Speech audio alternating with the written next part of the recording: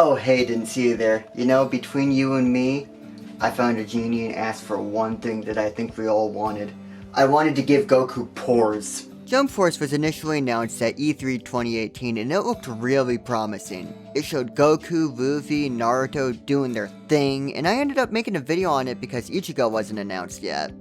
But it seemed like this was gonna be a big, borderline AAA crossover fighting game featuring possibly any character from Weekly Shonen Jump, and for some reason Light Yagami was announced for the story mode. Don't make an oddly specific wish list for E3, they said. None of it will ever come true. Well, Goku and Kira are in the same game. I wonder if any of these other ones actually got confirmed too. The game was developed by Spike Chunsoft and published by Bandai. We got drip-fed information for a while about what characters made it in with screenshots of them in the game. It was fun to find out who was going to be in it and unsure when someone was going to get confirmed. Once Ichigo was confirmed, I was definitely going to get the game. Once Asta was confirmed, I pre-ordered the damn thing. A habit that's burned me before. I think the only thing that bothered me during this time was how inconsistent the announcements were, and the fact that no one really understood that this was a Weekly Shonen Jump game rather than just an anime crossover game. With that aside, I was able to get into the private beta and played the hell out of the public beta, and I was excited. It was honestly so exciting waking up and checking Bandai's Twitter page to see if there were any character confirmations coming. Of course, I had my wish list, but a total of 15 different manga series were going to be represented, which isn't bad until you remember JSTARS had like 24 for a much wider variety. But hey, let's not dwell on the past. For now. Let's see what did make it in though. We of course had our announcement series, which was One Piece, Naruto, and Dragon Ball, but in addition we got Black Clover, Yu Yu Hakusho, Fist of the North Star, Hunter x Hunter, Bleach, My Hero Academia, Ronin Kenshin, Saint Seiya, Dragon Quest, City Hunter, JoJo, and Yu-Gi-Oh! Which honestly, the one I was most excited to see gameplay for was Yu-Gi-Oh! Because come on, how could I not just imagine the funniest scenario? Yugi, do you end your turn yet? Come on, you have nothing else you can do. When I end my turn, he's going to kick me into the f***ing moon, so let me stall for a second. While I did wish we would have seen some other series like Assassination Classroom get included, I get why it wasn't. The game's trying to take itself seriously, and I mean they could go to JSTAR's route and only include Koro Sensei, but whatever. We can go further into that criticism later. What I want to focus on right now is the level of representation each series got. My Hero Academia, Black Clover, City Hunter, Fist of the North Star, and Dragon Quest all only had one character in the base roster, while Dragon Ball, One Piece, and Naruto each had 6. I'm not the best at math, but something isn't adding up. No way, it's division.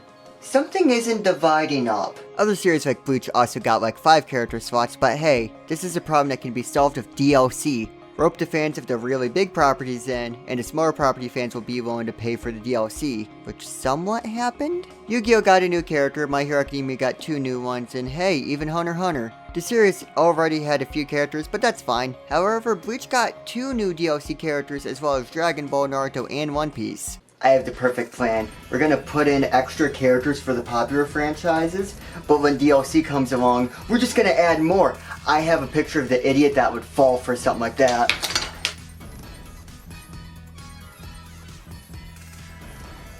There were characters people really wanted like Madara Uchiha, but it's still just Asta hanging out over there. But you know what? I bet DLC Pack 2 will do better, and besides the extra Bleach character bringing them up to a total of 7, I actually can't really complain. We got a new JoJo rap, new Yu Yu Hakusho, Hunter x Hunter, and even more My Hero Academia. I would have preferred it being spread out more evenly, but you know what? I consider this a win. But I don't consider a win as how every DLC character was leaked ahead of time. I will say though, the biggest flaw with the roster, besides piling characters high on one end and all but abandoning the other end, is that there's no future-proofing for the game. This game came out during a bit of a transitional period for Weekly Shonen Jump, so that meant what we see here is already kinda outdated with what we know from the magazine just 2 years later. Jujutsu Kaisen, Dr. Stone, and Demon Slayer isn't even mentioned in here, which again already makes this game feel dated as hell. But enough about the characters for now, let's move on to the story. It's not good! Now on to gameplay.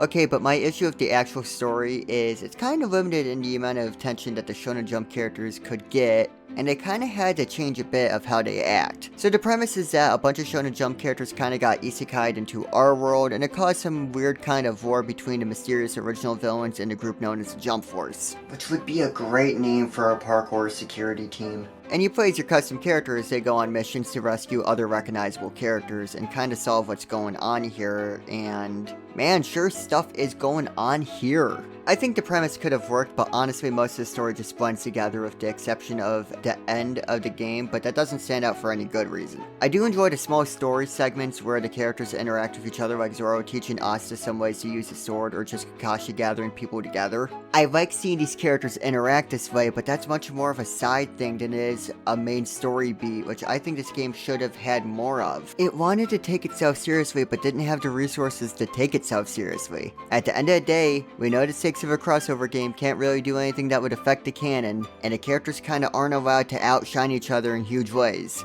And the best way to make sure characters don't outshine each other, don't let any of them shine at all. The rest of the actual story follows your own custom character, and listen, I love games where you can make your own character. You can either create characters that aren't featured in the game, or you can make your own OC. Or hell, you can genuinely enjoy a character creator for what it is. I think Xenoverse 2 does a stellar job at all of this, but I feel like Jump Force falls flat because this feels more like a standard avatar than it does an actual character. Like, it's just a vehicle to fight people here and there, and while it is cool to create my own combos out of bits and pieces of other characters, it lacks the soul that Xenoverse had. And the fact that screen time was given to this character while characters in this crossover game from different properties actually felt more like side characters. I just feel like out of every way to do a story in this manner, this had to be the worst. Like, there was a generic story that famous characters were thrown into rather than having a story based around the characters. Because honestly, everyone feels a little bit off in terms of personality in some way, shape, or form.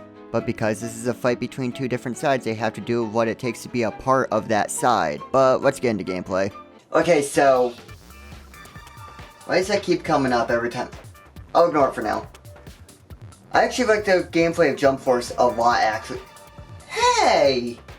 So have you ever played almost any other arena fighting game? You have a decent idea of the gameplay then. Imagine a combination of Xenoverse of how specials are done and handled, and combine that with Ultimate Ninja Storm, and you kinda have Jump Force. Each character has 3 different special moves that usually have some kind of element to it, and an ultimate attack. Also, every character has an awakening in terms of stats, but not all of them make it visible. The one thing I love though is when the meter runs out for someone's ultimate attack, their transformation doesn't just disappear. That added with how serious battle damage gets, it does make it feel like a serious fight between these characters if we kinda ignore the fact that one of these characters can warp reality, and the other punches really hard, and another's packing heat. But with the battle damage even serving as a reference to times in series when the characters got hurt, you can honestly go, damn, Gohan got his ass kicked! Though the thing that I can never get past when it comes to this supposed to be looking like an actual fight, as a fan of a lot of these properties, these fights wouldn't go this way. It's hard to get immersed into a fight when I know that Boruto isn't gonna go toe-to-toe with Madara. I think if the plot was like, oh, through the transition into our world, all these jump heroes got equalized in terms of power, it would have been forced as hell, but it would have been something. Besides me just having to be like, yeah, this could work. But the humor of Asta being of Dragon Ball villains is something I kinda enjoy a lot. All of that aside, when the fighting is going, this game looks incredible. I think the particle effects are overdone quite a bit to the point where I feel like I need to get a fan to turn off some of the stuff moving here, but the fighting looks intense and fun. Each move has an impact and it will even work different under certain conditions. Like how one of Deku's moves is a decent projectile, but if you use in melee range you get a special animation of it being a punch. Most fights have a really good flow to them and it's hard to just get destroyed. If you know what you're doing, you can chain combos and special moves together beautifully, but if you know how to block and evade, you can prevent that from happening to you. Honestly, playing as Ichigo with his high speed is just so amazing, but I can chain a combo from fast Ichigo into a slower, heavier hitting Asta, whose anti-magic, at least in his ultimate, can lock other people's abilities. That is just so cool, and the characters before a fight will talk to each other, and why the hell are their faces moving like that? What do you mean I can't call an ambulance on a fictional character? Have you seen what they look like? Here, let me show you a picture. Oh, so you can make it work, that's great. It's gonna cost how much? I've talked a few times that I really like when games have unique interactions. It brings these characters to life outside of the role they play as game characters, but I have 2 issues with these interactions. They don't really seem like 2 characters talking and reacting to each other, more like speaking at each other. There are exceptions where there is an actual exchange, and I do like how it seems like these characters are aware of each other in this world, but a lot of these interactions just don't work. Why are you seeing him on the battlefront? Can you 2 even see each other? I'm gonna kick your ass. I don't care much for tomato soup. What? And the facial animations are just... not enough of their faces are moving, and it's just so eerie. But past that, you know what? I like the game. and it wasn't the most negatively received, but I am far from the only person who had issues with this game. And some people had a lot more issues than I did, and maybe from that, Jump Force is gonna have its server shut down February 7th. Well, this is rough news. I'll just have to make other plans, son. And online sales being impossible on the same day, along with all the DLC. Son of a bitch. Jump Force went for some stuff online in the past, but I never paid too much mind to it. But so short after the game coming out, just a few years, it completely closing out is so crazy to me.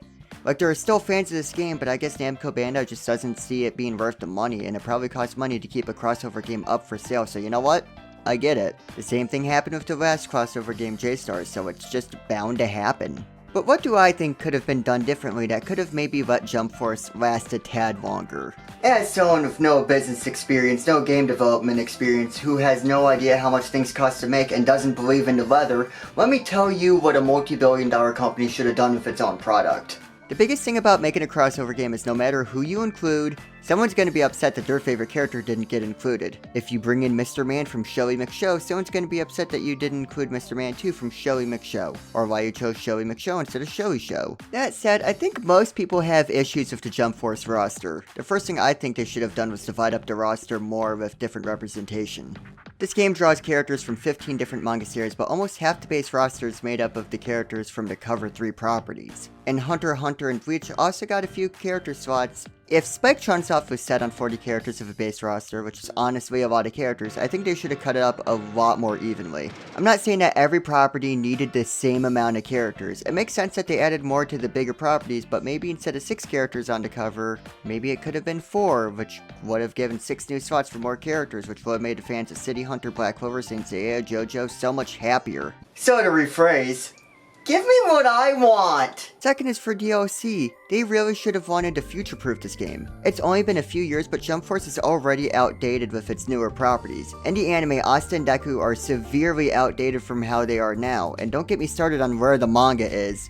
I think it would have been really smart to have prepared to make other versions of each character. Maybe when you select characters, you'd get the option to play as what point in their story, like if there was a time skip or something. This could be as big as making a whole new moveset, or it could just be a different outfit, so at least aesthetically you are playing as the most current version of them. That wouldn't work for characters with vastly different ways of fighting as they change, but it would have at the very least kept things fresh. And it's a good way that whenever a new thing happens in manga or anime, people would look at Jump Force to see if it was implemented. You could also use it as DLC fodder for characters that change throughout their story, or maybe have some small references like, oh, that outfit that so-and-so wore that one time. I'm of the camp that the game should have at least had different outfits and cosmetics for characters anyway, but I won't fight over it. If you're gonna be cool about it, you're gonna be cool about it? And this is my most out there suggestion, but I think they should have been prepared to take more risks for the roster, either in DLC or the base.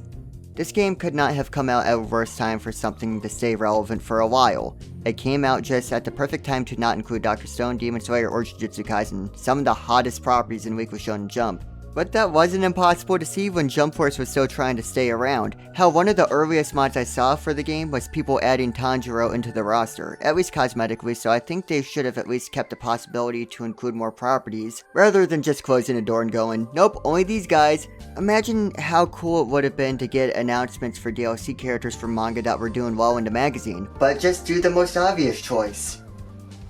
Sell more copies. Jump Force is a game I did and honestly, to some extent, still do enjoy. Playing the game to be able to talk about this was actually a lot of fun despite its flaws. And you can kinda see they had regrets with the way they went about DLC, actually including locations from anime properties rather than just mishmashing real world locations. No, we can't take the interstate.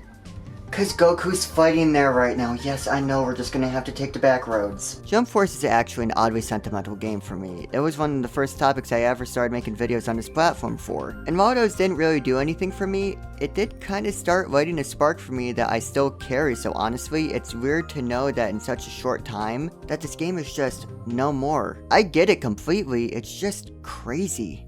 Well, after we looked at how Jump Force was and why it kind of stumbled, there's only one question I have left that's just burning for an answer.